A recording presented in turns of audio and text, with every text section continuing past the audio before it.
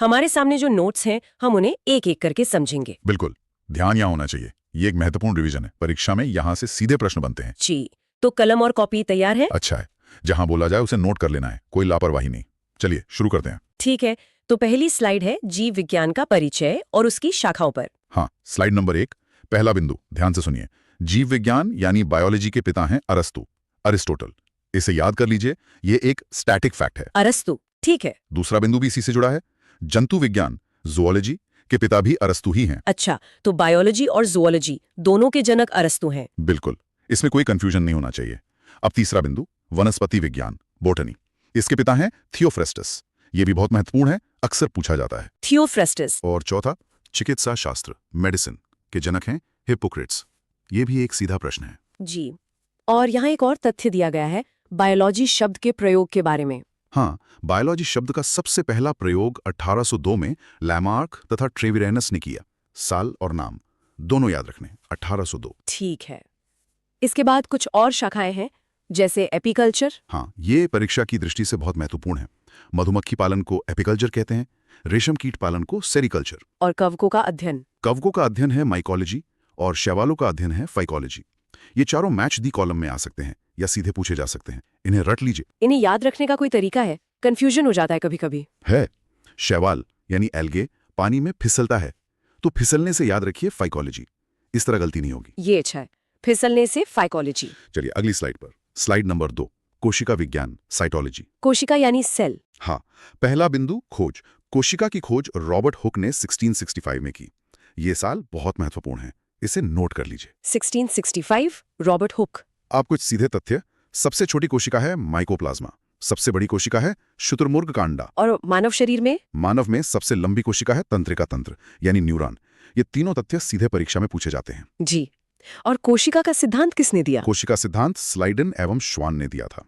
ये नाम याद रखना अनिवार्य है। स्लाइडन और श्वान। अब देखिए, परीक्षा में कुछ उपनाम बहुत पूछे जाते हैं। कोशिका का पावर हाउस कहते हैं माइटोकॉन्ड्रिया को, ऊर्जा यही बनती है। और आत्महत्या की थैली? लाइसोसोम। और प्रोटीन की फैक्ट्री है राइबोसोम। ये तीनों उपनाम बहुत बार पूछे जा चुके हैं। पीवाईक्यू में आपको ये प्रश्न जरूर मिलेगा। लाइसोसोम को आत्महत्या की थैली क्यों कहते हैं? क्योंकि वो कोशिका के अंदर पाचन का काम करता है, और जब कोशिका खराब हो जाती है तो उसे नष्ट कर देता है, इसीलिए। समझ गई। चलिए अगली स्लाइड पर चलते हैं। आनुवंशिकी, जेनेटिक्स। स्लाइड नंबर 3, आनुवंशिकी। इसके जनक या पिता ग्रेगर जॉन मेंडल हैं। ये नाम भूलना नहीं है। मेंडल, जिन्होंने मटर के पौधे पर प्रयोग किए थे। बिल्कुल, मेंडल ने अपने प्रयोग मटर के पौधे पी प्लांट पर किए थे। अच्छा, जीन शब्द किसने दिया? ये मेंडल ने नहीं दिया था। नहीं, यही गलती होती है। जीन शब्द जोहानसन ने दिया था। ध्यान दें, खोज मेंडल की, लेकिन शब्द जोहानसन का। अच्छा, ये महत्वपूर्ण है। बहुत। अब गुणसूत्र, क्रोमोसोम। मानव में 23 जोड़े होते हैं, यानी कुल 46 गुणसूत्र। यह संख्या पूछी जाती है। और डीएनए का डबल हेलिक्स मॉडल? वाटसन और क्रिक, ये तो बहुत प्रसिद्ध है। अब परीक्षा की दृष्टि से एक और बात। जी। लड़का पैदा होगा यदि XY गुणसूत्र मिलेंगे, और लड़की पैदा होगी यदि XX गुणसूत्र मिलेंगे। और ये हमेशा याद रखिए, आनुवंशिकी की इकाई जीन होती है। यह लाइन बहुत महत्वपूर्ण है। ठीक है, आगे बढ़ते हैं। स्लाइड नंबर 4, मानव रक्त, ह्यूमन ब्लड। जी, ब्लड। इसकी मात्रा शरीर में कितनी होती है? एक स्वस्थ शरीर में रक्त की मात्रा 5 से 6 लीटर होती है, और इसका pH मान 7.4 होता है। 7.4 मतलब ये अम्लीय है या क्षारीय? 7 से ऊपर कुछ भी क्षारीय होता है, तो यह हल्का क्षारीय अल्कलाइन है। यह मान सीधे परीक्षा में पूछा जाता है। और ब्लड ग्रुप्स के बारे में? सर्वदाता कौन है? सर्वदाता यूनिवर्सल डोनर है O ग्रुप। यह किसी को भी खून दे सकता है। और सर्वग्राही यूनिवर्सल एक्सेप्टर है AB ग्रुप। यह किसी से भी खून ले सकता है। जी, और रक्त परिसंचरण की खोज? इसकी खोज विलियम हार्वे ने की थी। अब 3 अति महत्वपूर्ण पॉइंट नोट कीजिए। RBC यानी लाल रक्त कोशिकाओं का जीवन काल 120 दिन होता है। दूसरा, रक्त का थक्का बनाने में विटामिन K सहायक है। और तीसरा, रक्त का शुद्धिकरण किडनी द्वारा होता है। ये तीनों ही बहुत बार पूछे गए हैं। बिल्कुल, इन्हें भूलना नहीं है। चलिए अब पाचन तंत्र पर आते हैं। Slide number 5, digestive system. सबसे पहला सवाल, पाचन कहाँ से शुरू होता है? पेट से? नहीं। पाचन मुख से, माउथ से ही शुरू हो जाता है। लार में जो एंजाइम होता है टाइलिन, वो स्टार्च को पचाना शुरू कर देता है। अच्छा, मुख से ही। और प्रोटीन का पाचन कहाँ होता है? प्रोटीन का पाचन मुख्य रूप से आमाशय, स्टमक में होता है। और भोजन का जो अवशोषण है, एब्जॉर्प्शन, वो छोटी आंत, स्मॉल इंटेस्टाइन में होता है। मतलब क्रम है मुख, फिर आमाशय, फिर छोटी आंत। हाँ, और फिर बड़ी आंत। ये क्रम सही से याद होना चाहिए। अब परीक्षा की दृष्टि से 3 और बातें। जी। मानव शरीर की सबसे बड़ी ग्रंथि यकृत यानी लिवर है। दूसरा, पित्त यानी बाइल। यकृत में बनता है और पित्ताशय गॉल ब्लैडर में जमा होता है। इसमें कंफ्यूज नहीं होने, बनता लिवर में है, जमा गॉल ब्लैडर में होता है। और तीसरा दूध पचाने वाला एंजाइम है रेनिन। रेनिन, ठीक है। चलिए स्लाइड नंबर 6, ग्रंथियां और हार्मोन। Glands and hormones. इसमें सबसे पहले मास्टर ग्रंथि का जिक्र है। हाँ, मास्टर ग्रंथि कहते हैं पीयूष ग्रंथि, पिट्यूटरी ग्लैंड को। ये मस्तिष्क में होती है। इसे मास्टर ग्रंथि इसलिए कहते हैं क्योंकि ये बाकी ग्रंथियों को नियंत्रित करती है, जैसे एक मास्टर क्लास को नियंत्रित करता है। बिल्कुल। अब इंसुलिन, ये अग्न्याशय पैंक्रियास से स्रावित होता है। इसकी कमी से मधुमेह यानी डायबिटीज हो जाता है। और आयोडीन की कमी से? आयोडीन की कमी से घेंगा रोग, गोइटर होता है, जो थायराइड ग्रंथि से संबंधित है। जी। और इंसुलिन की खोज किसने की थी? बेंटिंग एवं बेस्ट ने 1921 में। अब परीक्षा के लिए 2 बहुत जरूरी हार्मोन। कौन से? एक है करो या मरो हार्मोन, फाइट और फ्लाइट, यह है एड्रेनालिन। और दूसरा शरीर का तापमान जो ग्रंथि नियंत्रित करती है, वो है हाइपोथैलेमस। हाइपोथैलेमस, ठीक है। आगे स्लाइड 7, मानव कंकाल तंत्र, स्केलेटल सिस्टम। हड्डियां? से छोटी हड्डी है स्टेप्स, जो कान में होती है। और सबसे मजबूत मांसपेशी जबड़े की होती है। ये तीनों सीधे याद करने हैं। फीमर, स्टेप्स और जबड़ा। हाँ, चलिए अब रोगों पर आते हैं। स्लाइड 8, विषाणु जनित रोग, वायरस डिजीजेस। वायरस, इसमें सबसे पहले एड्स है। एड्स जो HIV वायरस से होता है। इसकी जांच के लिए एलाइसा टेस्ट होता है, ये याद रखना है। ELISA test. फिर है रेबीज, जिसे हाइड्रोफोबिया भी कहते हैं। इसमें पानी से डर लगता है, ये कुत्ते के काटने से होता है। फिर पोलियो, जो दूषित जल और भोजन से होता है। और चेचक? चेचक स्मॉल पॉक्स, वेरियोला वायरस से होता है। एक और बात, वायरस की खोज इवानोवस्की ने की थी। जी। परीक्षा की दृष्टि से इसमें क्या महत्वपूर्ण है? एड्स दिवस 1 दिसंबर। कोविड या कोरोना एक वायरस जनित रोग है, ये तो आप सब जानते हैं। और डेंगू भी वायरस से होता है, जिसका वाहक मच्छर है। ठीक है। अगला है जीवाणु यानी बैक्टीरिया से होने वाले रोग। Slide number 9, bacterial diseases. सबसे पहले टीबी, ट्यूबरक्यूलोसिस। ये माइकोबैक्टीरियम ट्यूबरक्यूलोसिस से होती है और फेफड़ों को प्रभावित करती है। और हैजा? हैजा, कॉलेरा, दूषित पानी से होता है। इसके बैक्टीरिया का नाम है विब्रियो कॉलेरी। फिर है टाइफॉइड, जिसे आंत का बुखार भी कहते हैं। जी। और प्लेग? प्लेग चूहों से फैलता है। और एक जरूरी बात, बैक्टीरिया की खोज लुएनहॉक ने की थी। सर, इसमें टेस्ट और टीके से जुड़े सवाल भी आते हैं। बिल्कुल। BCG का टीका टीबी से बचाव के लिए लगता है।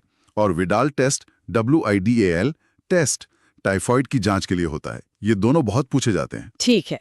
अब सबसे जरूरी टॉपिक्स में से एक, विटामिन्स। हाँ, स्लाइड 10, विटामिन्स भाग 1। हम पहले वसा में घुलनशील विटामिन्स की बात करेंगे, फैट सॉल्युबल। कौन कौन से हैं ये? विटामिन ए की कमी से रतौंधी होती है, नाइट ब्लाइंडनेस। इसका अच्छा स्रोत है गाजर। और विटामिन डी? विटामिन डी की कमी से रिकेट्स होता है, जिसमें हड्डियां कमजोर हो जाती हैं। इसका स्रोत है धूप, इसीलिए इसे सनशाइन विटामिन भी कहते हैं। विटामिन ई और के बारे में भी बताइए। विटामिन ई की कमी से जनन क्षमता में कमी आती है, इसे सौंदर्य विटामिन भी कहते हैं। और विटामिन के की कमी से रक्त का थक्का नहीं बनता। और विटामिन शब्द किसने दिया? फंक ने। अब इसे याद रखने का एक तरीका है। क्या? एक शब्द याद रखिए, कीड़ा। कीड़ा वसा यानी फैट में डूब जाता है। इससे आपको चारों फैट सॉल्युबल विटामिन याद रहेंगे, KEDA। कीड़ा, ये बहुत अच्छा है। अब जल में घुलनशील vitamin. Slide 11, water soluble vitamin. ये सिर्फ 2 हैं, B और C। विटामिन B1 से कौन सा रोग होता है? बेरी। और विटामिन B12 से एक बहुत खास सवाल बनता है, इसमें कोबाल्ट धातु पाई जाती है। ये प्रश्न बहुत बार आया है, इसे नोट कर लीजिए। विटामिन B12 में कोबाल्ट, ठीक है। अब विटामिन सी? विटामिन सी की कमी से स्कर्वी रोग होता है, जिसमें मसूड़ों से खून आता है। इसके स्रोत हैं आंवला और दूसरे खट्टे फल। विटामिन सी से जुड़े और भी प्रश्न बनते हैं ना? हाँ, 3 बहुत महत्वपूर्ण प्रश्न। पहला, ये घाव भरने वाला विटामिन है। दूसरा, ये दूध में नहीं पाया जाता। और तीसरा, इसे गर्म करने पर यह नष्ट हो जाता है। ये तीनों ही बहुत जरूरी हैं। बिल्कुल।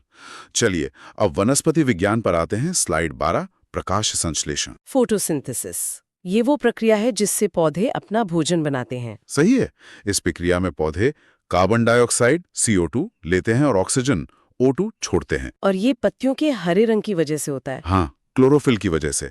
और यहीं से एक बहुत महत्वपूर्ण प्रश्न बनता है, क्लोरोफिल में कौन सी धातु होती है? कौन सी? Magnesium, Mg। ये बहुत जरूरी है।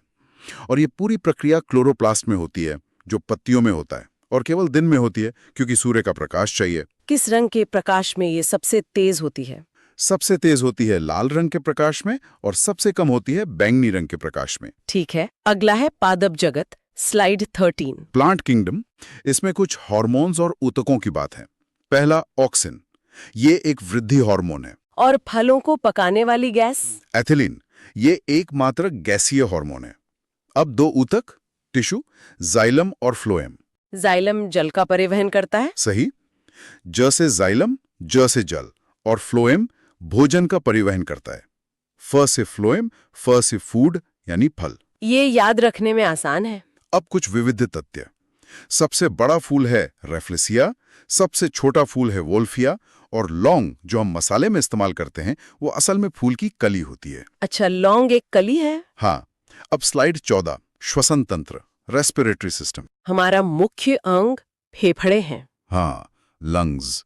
एक वयस्क की श्वसन दर 16 से 18 बार प्रति मिनट होती है और शरीर की ऊर्जा मुद्रा, एनर्जी करेंसी को एटीपी कहते हैं। ATP, adenosine triphosphate. शरीर की सारी ऊर्जा इसी रूप में जमा होती है। ठीक है। और मछलियां कैसे सांस लेती हैं? मछलियां गिल्स से सांस लेती हैं और मेंढक और केचुआ अपनी त्वचा से भी सांस ले सकते हैं। और सोते समय श्वसन दर का क्या होता है? निद्रा में